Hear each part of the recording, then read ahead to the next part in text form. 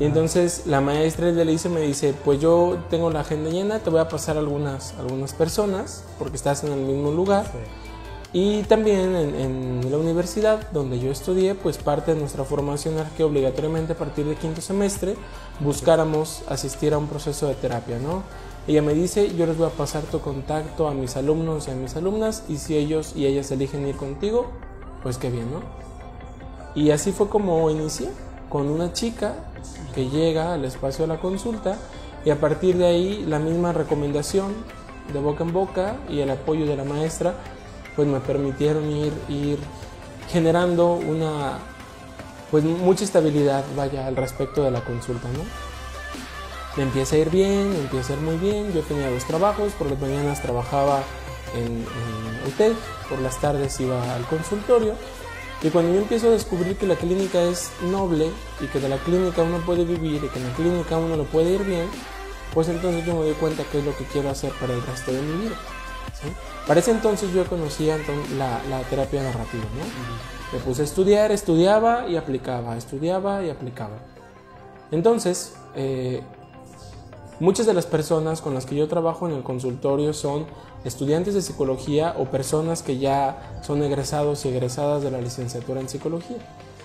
Y con estas personas era como muy frecuente escuchar historias de desánimo al respecto de lo que implicaba, el ejercicio de la clínica, y me decían, Javier, es que no me va bien, Javier, es que es una cosa como muy variable, Javier, es que no, es muy caro tener un consultorio, es que no informan de que te lleguen consultantes.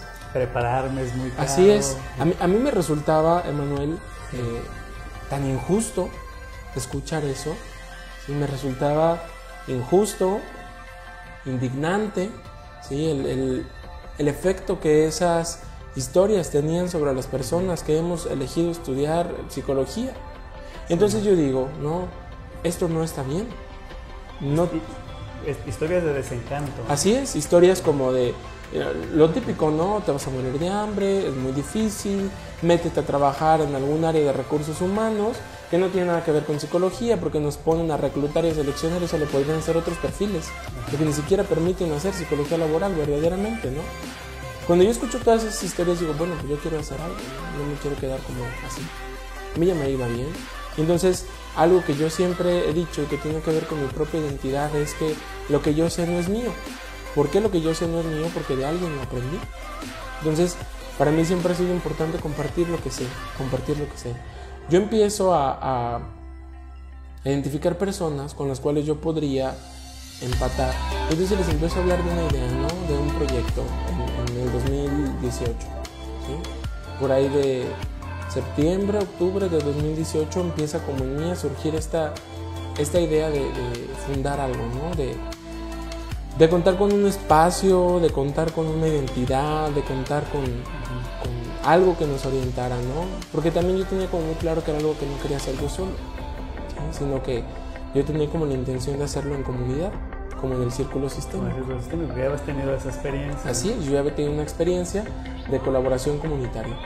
Entonces empiezo a identificar algunas personas, a una de las personas a las que invito yo del primer grupo, que todavía ni siquiera se llamaba Tejiendo Nuestras Voces, se llamaba Práctica Narrativa de Guadalajara, que después fue como migrando esto, ¿no? Un amigo mío de la secundaria que estudia medicina, porque, bueno, yo considero que la narrativa no tiene que quedarse solo dentro del área de la psicología, sino que se tiene que extender, ¿no? Y él es el que a mí me dice, Javier, hay que animarnos, ¿sí? Porque en ese momento yo no estaba como tan seguro, tenía la idea, tenía más o menos identificados los perfiles de las personas a las cuales invitar, pero no tenía como claro cómo hacer, ¿no? Entonces él me dice, órale, vámonos, hay que hacer esto, ¿no? Convoco como a un grupo inicial.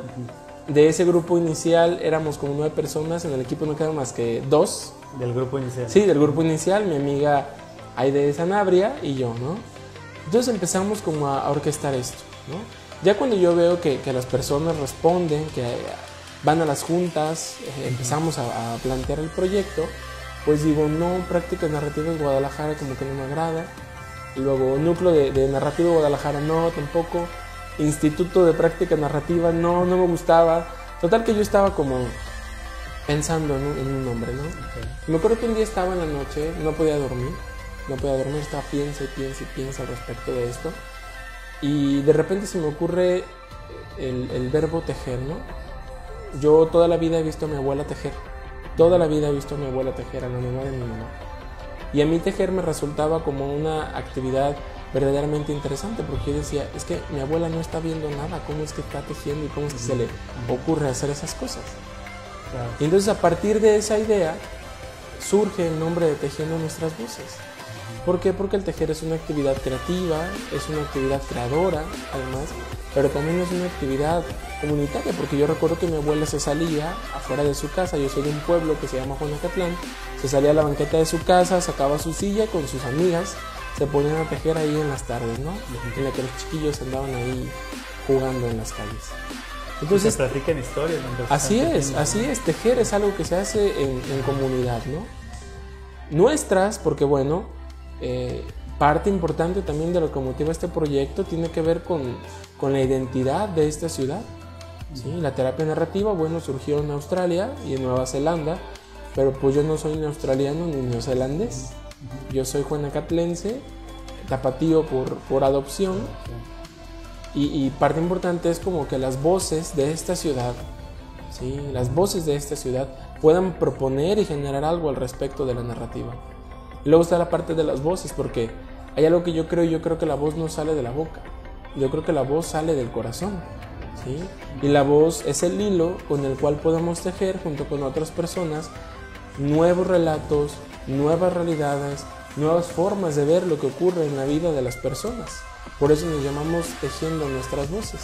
¿Sí? Muy padre el nombre, ¿no? Sí, a mí me encanta, ¿no? Nuestro logo también tiene que ver con esto.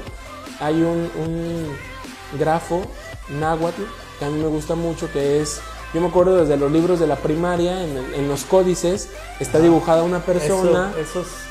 Eso se me vino a la mente. Sí, está dibujado un indígena o un misionero o un conquistador, y entonces de la boca le sale como una vocecita, ¿no?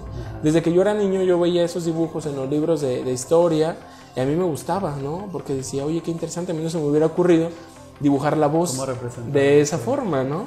Porque solamente ahí yo lo veía. Entonces pienso como en esto, y nuestro logotipo son dos de estas vocecitas entrelazadas. Sí. Así es. Lo estamos viendo aquí, mira, lo estamos viendo aquí. Tejidas, ¿sí? Esa parte es como lo que nos hace ser quienes somos en el equipo. Esta parte de la colaboración, esta parte de la horizontalidad, esta parte de la comunidad, ¿sí? Porque somos un equipo amplio, somos 14 personas, les decía hace rato, ¿no? 14 personas que tienen cosas diferentes para aportar, para informar y para nutrir a este proyecto, ¿sí? Tejiendo Nuestras Voces como colectivo se establece en enero de 2019. Empezamos a trabajar con una página de Facebook, empezamos a trabajar en el consultorio que yo tenía, se desocupan algunos consultorios más en el edificio, los rentamos, pero llega un punto en el mes de agosto de 2019 donde ya no cabemos en el edificio, ya no cabemos ahí. En el mismo edificio en donde te encontrabas con Así es, con mi maestra. Ya no cabíamos, nosotros utilizábamos ahí la sala de espera como un área común para realizar unos eventos que se llaman círculos de conversación, unos eventos horizontales, autogestivos, circulares para aprender terapia narrativa. Y pues entonces nos damos cuenta que ya no cabíamos y empezamos activamente a buscar cómo mudarnos, ¿no?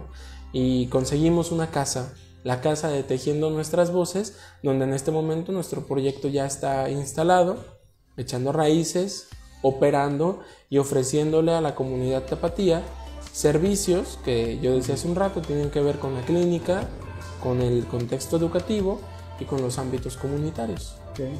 Pues mire, ya que estamos en ese tema, ¿podrías ampliarnos un poco más la información de qué actividades y qué servicios son los que tienen en el colectivo? Claro, nosotros en Tejiendo Nuestras Voces ofrecemos servicios de psicoterapia. Yo creo que ese es como la columna vertebral. Sí, la columna vertebral de lo que ofrecemos, ¿no? Ofrecemos servicios de psicoterapia individual, psicoterapia para parejas, psicoterapia para familias y psicoterapia para niños y para niñas, ¿sí? La mayoría de las personas... Modelo así es, narrativo. Desde el modelo narrativo. Ese es como nuestro distintivo, lo que nos da como una identidad diferenciada de otros grupos de terapia que operan aquí en la ciudad. En la terapia narrativa hemos encontrado nosotros una experiencia liberadora, ¿sí? Y parte importante de que la columna vertebral de Tejiendo Nuestras Voces sea la psicoterapia tiene que ver con este deseo profundo de poder compartir con las personas la experiencia liberadora que permite vivir la terapia narrativa. ¿Por qué yo hablo de una experiencia liberadora? Hay una máxima de la terapia narrativa que dice: la persona nunca es el problema es el problema. Y parece trabalenguas y va de nuevo. La persona nunca es el problema es el problema. Entonces, este modelo terapéutico nos permite saber que las personas y los problemas somos diferentes. Las personas somos personas y los problemas son cosas que nos ocurren, que pensamos, que pasan, ¿sí? Pero que no tienen que ver con las personas. Tienen un efecto sobre la vida de la gente, pero los problemas y las personas no son lo mismo. Entonces, ese es uno de los servicios medulares que nosotros ofrecemos en Tejiendo Nuestras Voces. También, así es la psicoterapia. También ofrecemos servicios de educación continua. ¿Cómo son esos servicios de educación continua? Ofrecemos cursos, ofrecemos talleres y sobre todo dentro de esta educación continua, la cereza del pastel son nuestros círculos de conversación. Los círculos, así es el modelo la metodología que nosotros adoptamos, que integramos a nuestro proyecto, y una metodología que permite aprender de manera autogestiva, de manera horizontal, de manera comunitaria, ¿sí? A mí y a Aide Sanabria nos toca conducir algunos de estos círculos y no somos los profesores, ¿sí? Nosotros consideramos que nuestro papel solamente es asistencial. Las personas pueden aprender por sí mismas y nosotros solamente acompañamos a las personas, les invitamos a reflexionar, les proponemos algunas preguntas para que reflexionen, pero luego cuando nos presentamos a la sesión todos y todas, ahí ese rol se desdibuja, ¿sí? Y más bien lo que toma protagonismo es este espíritu de co-construcción, ¿sí? Un espíritu de co-construcción donde no importa si tú sabes más o si tú sabes menos, lo que importa es que tú sabes y que yo también sé, ¿sí? No es así es. Al final de cuentas, lo que tú sepas y que yo no sepa no tiene que ver con un déficit en mí. Creo que se trata más bien de poderlo ver como una oportunidad para enriquecerme y para que luego tú te enriquezcas con aquellas cosas que yo sé y que tú no, ¿sí? Es como poner el énfasis en algo diferente. Sí. ¿Quiénes participan y quiénes pueden participar en estos círculos de conversación?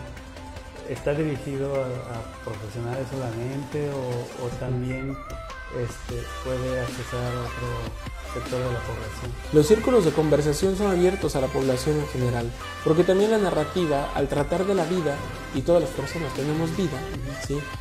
Las prácticas narrativas son asequibles para quien sea. No hay que ser un experto en psicoterapia ni una experta en psicología para poder aprender de terapia narrativa.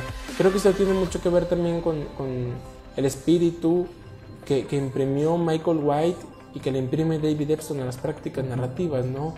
Generar un modelo cercano a las personas, ¿sí? Entonces, en nuestros círculos de conversación pueden participar, claro que sí, psicólogos, psicólogas, pedagogos, pedagogas, trabajadores sociales, médicos, personas que se dediquen profesionalmente a generar este tipo de intervenciones, pero también personas que tengan interés al respecto de temas, ¿no?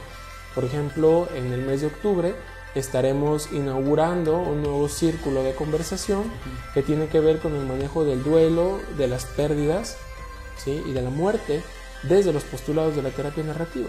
Y hay personas que nos han escrito porque han vivido alguna situación de pérdida, ¿sí? Y que tienen interés en participar, y claro que pueden participar, porque también la narrativa tiene un lenguaje que no es un lenguaje profesionalizante, es un lenguaje que las personas pueden entender, es un modelo que todas las personas, desde mi punto de vista, pueden comprender, familiarizarse y luego poder aplicar a sus vidas, no exclusivamente al ámbito terapéutico.